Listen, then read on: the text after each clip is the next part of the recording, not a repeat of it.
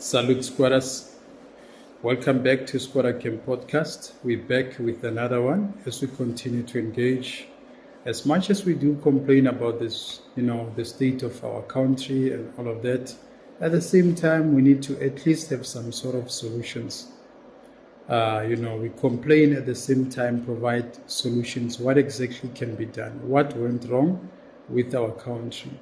If you look at the current administration, recently we know that there's GNU, which is mainly the ANC and the Democratic Alliance. But to look at this political party, the African National Congress, the biggest problem is that the ANC is not actually a liberation movement. It was actually mistaken to be a liberation movement, but in a true sense, is a nationalist party. It is full of middle-class people who actually hijacked the main mandate of the ANC, which was initially to liberate black people. They switched completely, took a 360-turn into becoming a nationalist party with middle-class people who are just there to enrich themselves, to attain wealth, and to live fleshy lives. Because if you look at the recent budget speech, this 2% value-added tax increase, it is not going to affect the rich people. It is definitely going to affect the poor people, the poor of the poorest. And the system continues to be the same, that the poorer continue to be the poorest. The rich continue to accumulate more wealth and all of that. So the ANC comrades, they realize that now they've put themselves in a corner, because if you look at these circumstances, the government employees are one of the most highest paid compared to other developed countries, in a sense that the president of South Africa is earning more than the British High Commissioner. Britain is a well-developed country, and this is one of the biggest problems. Julius Malema once addressed the cabinet that the cabinet is too big. There's too many ministers, unnecessary ministers. Minister of spaza shops, they call it small and medium enterprise development, whatever. Minister of electricity, minister of what? People are doing as they please. And with this rate versus the circumstances versus the GDP, which is not growing, it's so sad, because the poor continue to bear the brunt. And you will never believe me that the poor of the poorest people are the ones who are maintaining the rich people, so that they continue to be rich and the poor continue to be the poorest. So there's no solution to this, as much as we have got a huge unnecessary cabinet in the whole government, and the president also earning much, much more than he should be. This middle class, what they did, as much as I said in the beginning of the episode that ANC is a nationalist party with middle class people who are enjoying the state resources, and these middle class people, they don't care about the growth of the economy. That's why at some point we have had the Nomvula Mukonyanis saying, if the rent falls, they will pick it up, and all of those funny things. They don't care. They simply don't care. And these are the people who don't really have a vision of leading the country, where exactly they are taking the country. And we've got, people were happy in 2016 that Cyril Ramaphosa, He's president of the country, he's a billionaire, and everything will just flow. Well, the fact of the matter here is that Cyril Ramaphosa is a capitalist, and Cyril Ramaphosa, I'm not sure if he's a billionaire, but is someone who built his wealth through betraying other people. In a sense that he's a billionaire, he's running businesses. Where did he start those businesses? When did he start those businesses? What exactly that I can tell you now is that Cyril Ramaphosa had to take shortcuts to become rich. First thing first, he got married to Patrice Motsepe's sister. And if you marry, these politicians, they don't just marry. I've mentioned this before, by the way, that they don't just marry. They marry according to the mandate. They marry according to the arrangements so that they can maintain that circle of self-enrichment amongst themselves, and no one from outside. No one who is an outsider will come and benefit into their circles. That is why in the ANC, if you are not an ANC member, you will never get a tender. Now we talk about the BBBEE policy. This policy, I'm black, and I will blatantly say it's one of the useless policies that never really benefited people, but it benefited people who are friends to politicians, who have got close proximity to politicians. So this system was actually designed to benefit the same middle class politicians. Now, if you talk about the economic freedom fighters, it's a cook from the same pot. If you talk about the MKP, it's a cook from the same pot. So all these middle class parties, the people who formulated parties, talk about EFF. Julius Malema is not someone, he knows the realities of black people, but the economic freedom fighters does not really resonate with the poor black masses, in a sense that they cannot or they could not trust him with the vote. Some people have given up in this voting system because they continue to vote. At the same time, they continue to be poor, to be marginalized, to be unemployed, to face poverty and all of this. So people have literally given up, that let the system carries itself wherever it wants to take it. So ANC has got affiliates, organizations, communist parties like South African Communist Party, the SACP, and other alliances, which are not also representing the working class. They are not really. They are maintaining the status quo. They are actually controlling the temperature of the workers. That workers should not really be angry, so they need to monitor their temperature, and they should not go against the government or cause chaos out of frustration. So when they claim that they are representing the working class, no, they are the faction within the ANC. So time and again, that's when you will hear the Secretary General, or also this other guy, the guy who's leading, forgot his name.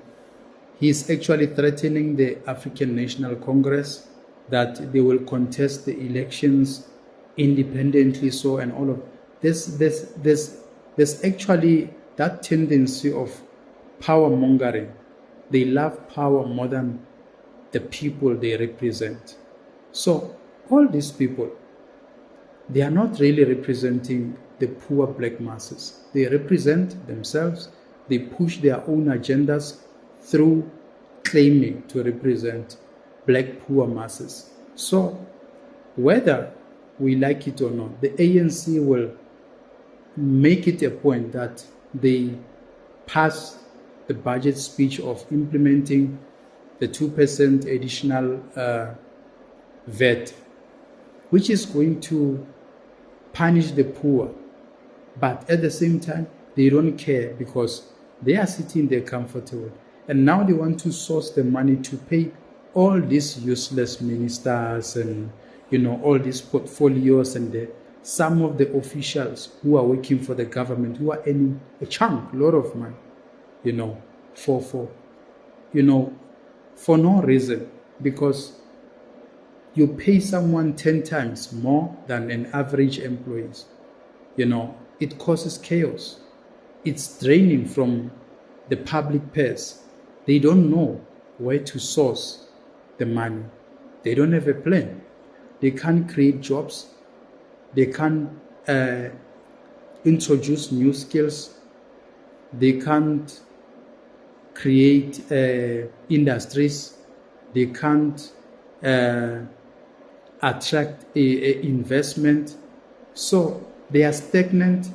They are surviving on looting from the state funds. And now they see that the purse now is getting thin. The best possible way is to increase VAT so that we punish the poor. So the poor continues to feed the rich. The rich continues to live their fleshy lives and to maintain the same class. So for them to afford expensive lives, for them to continue to live in suburbs, in classy areas, is for them to actually rob the poor. This 2% thing, it shows that the ANC has run out of ideas and they don't have any kind of a plan, even going forward. We might even reach up to 20% tax. Imagine if we reach to that point that now they push it to 17%, 18%, sorry, because it's going to get there. We are led by people who don't have a vision. We are led by people who enjoy only looting from the public purse, enriching themselves and all of that. If Ramaphosa is a billionaire, why can't he maybe cut his salary and maybe 50 or 60% of that salary and dedicate that salary to something else? If that's the case, why can't they? So these people, they are not concerned actually about the ballooning of the ministerial positions and necessary positions and also having to pay government officials unnecessary. No, they are concerned about maintaining the status quo. So the best possible way for them to survive that is to add a VAT so that they continue to punish people like us, people who are living below the poverty line. Now, what should we do as South Africans? South Africans have actually lost hope. They don't believe in ANC anymore. And they should have done this long time ago because it's not a liberation movement. It's not there for the people. That is why they are concerned about the declining votes. They want to retain the power. They are not worried about the people, unemployment. They are not worried about that. They want to actually keep ANC at 50 plus majority so they can continue to live their own life that they have actually adopted. ANC has even disowned its own comrades. There were church leaders who helped ANC. You look at Bishop Thabo Makgoba, you look at the late Desmond Tutu. All of those people helped ANC, played a crucial role in getting the ANC to fight this apartheid government, which it ended. And now they were supposed to regroup and say, what is the way forward? To stay humble. What did they do? They developed arrogance. They started signing policies which are going to democratically oppress average black people who are supposed to be taken care of by them. There are no new skills that are implemented. There are no new skills which are introduced. Our education system is useless. With just the matric, what are you going to do with the matric? Outcome-based education and all of those things. The 30% pass rate and everything. So their intention actually is just to mess up, to create chaos, so people become too desperate. They continue to vote for them, hoping for a change. But truly speaking, there's nothing that will come out of the ANC. That is why I openly say the ANC must just lose power. Then we actually press a reset button. We go back to the struggle. All of us, we face poverty. Then that's how we can actually conscientize them. Because now, if you speak to them, they are very arrogant. They look at their mansions and they look at you staying in a shack. You can't tell them nothing. So the best possible way is for them to lose power. So when they lose a political power, they will start now not to be able to generate income. All those shareholders that have signed them to become beneficiaries, they will now retract, they will now distance themselves, and they will start to now experience the hardship. Some of them, their properties are going to be attached, their cars are going to be repossessed, and all of that. So they come back to the squatter camps. And now we start this live thing. Because if we continue with this rate, voting for the ANC, we are setting ourselves up for failure as black people. We need the simplest solution. Don't vote for the ANC. Let's decampaign these people. Let's stop giving power to these people. We'd rather vote for anything else. And for the fact that also the political system in our country is so chaotic. It's so chaotic. We've got too many political parties which are useless. To me, they are very useless because someone has got one seat in parliament. Just like Bosa. What is Bosa? Why can't black people unite and form a strong party and pursue the ANC? The problem is that we have multiplied middle class politicians who are actually claiming to be representing the poor masses, but truly they are there to represent themselves. They are not there to represent the poor black masses. So that is the problem that we are facing as a country. ANC will never self-correct. ANC will never reconstruct itself. They are arrogant. They are used to benefiting from tenders, from free salary of ministerial positions and all of that. I was looking at Jeff Radebe in KZN. He says there's 2 municipalities that he's targeting there. They are performing poor. Who are you to talk about corruption when you were there and you couldn't even do anything? So he's part of the problem. The whole ANC is rotten. It must just be thrown into a dustbin and become history. And then we restructure ourselves as black people. They must come back humble. We need to feed them with many humble pies so they can eat those humble pies. Then they become humble. Then we restart. We press the reset button. We restart the whole thing. The whole thing was just a gamble. So it's for us to completely take it out of power. At least if ANC can get 15%, let them eat humble pie so we can reconstruct this thing. This middle class, they will disappear because they will start losing income. They will start losing privileges. They will be like us. They will be like us. What does it help us as black people to continue to keep them in power, to keep them in parliament, to earn parliamentary salary, all of those things? Yet, we continue to be poor. They're not there for us. So why must we be there for them? Why should we have some sort of empathy for them? Let's take them out of power. The system doesn't work for us. Average black poor people, it's not working for anyone. Everybody can see. But the question is, why do black people still continue to vote for this party? By the way, it's declining, and it has been declining, and black people have punished, black South Africans have punished the ANC at the polls. And somehow, yes, we know that elections were not really reflecting what people have done at the polls.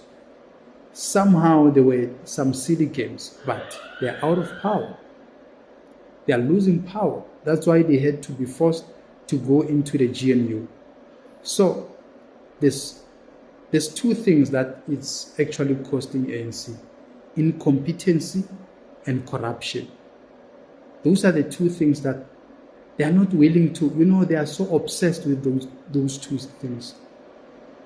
They are so incompetent. Anyone can occupy any position without even any kind of qualification. They are all corrupt. If you're not corrupt in the ANC, you don't get promotion. They skip you. So they need to lose power. In all fairness, they need to lose power so they can be humble and come back to the society. I don't know, Skwattas. This whole thing will not help us if we don't call a spade a spade. Why should you continue to call a spade a garden tool? It's a spade. Thank you, Skwatters, for watching my content. Let's continue engaging. We are just concerned citizens about our country, and we want it to become a better country. We want to be proud to be South Africans. So that is why we're doing this. Thank you, Skwatters.